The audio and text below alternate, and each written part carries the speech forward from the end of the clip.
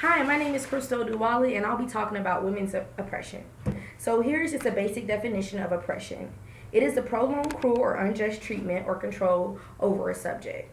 And so, women with less opportunities to be successful are not given a chance to strive for success because of their position in the society, and this continues for generations and generations.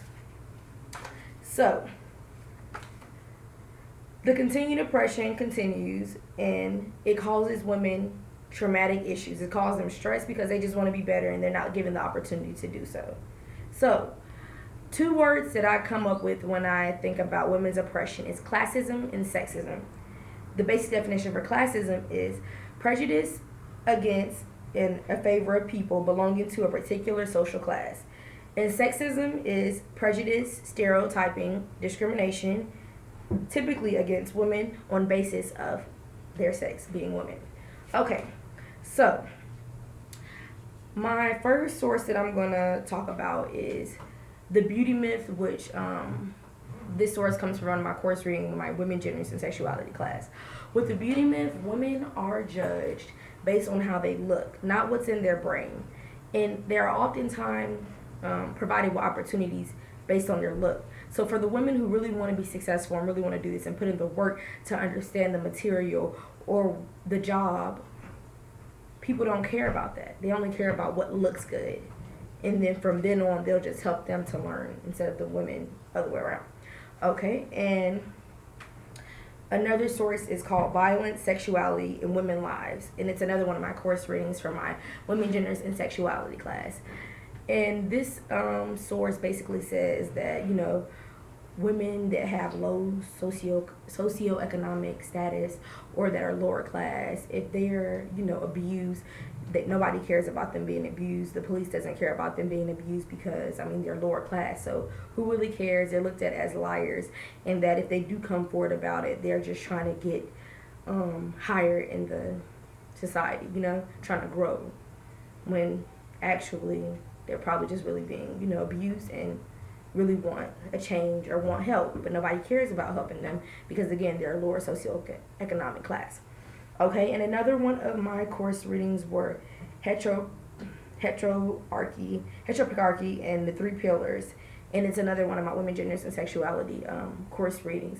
And with this one, it says based on your hierarchy status, that's how leaders are chose in a society. So based on, their family and, their family, that's how it's chosen who will be the leader and who will run the society. Not based on who is qualified to run the society. So with this one, even when they don't have jobs, this is another one of my sources, but this one is not from my course reading. It's even when they don't have jobs, men do less housework than women. And this one is from Slate Magazine. And basically this one is saying that regardless if a woman moves up in society and she gets a job and she knows she's even if she's the one who bringing in the money for the household, she still has to come home, clean, cook, and do the household duties that are per se women do them, or what society makes that woman do. And really, my take on it is these things happen for generation and generation. So it's women oppression for generations, and it becomes the norm, and people think it's normal. Women kind of conform to it and think it's normal because this is what they are used to. This is what they see. This is what they're raised off of. So when you see something every day, it kind of becomes you, and nobody really wants to change it because it becomes, I guess, easy for them. And they lose hope and they lose their dreams. And then another one of my sources was Indigne Settler Colonialism, White Supremacy. And it was from Central for World Dialogue. And it just says, based on race, the fairer skin gets more opportunities. And it's been like that for generations and generations. So being a woman and being black, not Caucasian or white, then you really don't have that opportunity. So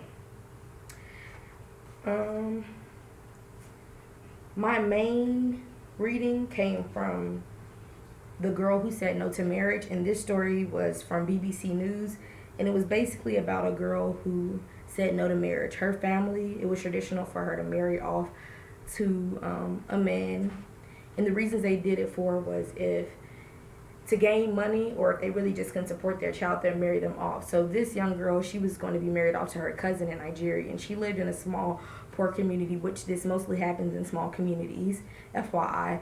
She lived in a small community in Nigeria, and they wanted her to marry her cousin, and she refused because she always wanted to be a doctor, and she just couldn't live with giving up her dream to conform to what's normal in her community, what's normal in her society. So she was basically threatened by her uncle, and she went to court, and organizations helped her, and she won her case. But once she got back home, her uncle threatened her again and said if she has to go on a body bag, she will go. And basically police got involved, and he had to go back to Nigeria. And this changed the perspectives of her parents, because at first her parents thought, I mean, why should she not do this? Everyone had to do this. This is our generation. This is our tradition. This is what we do.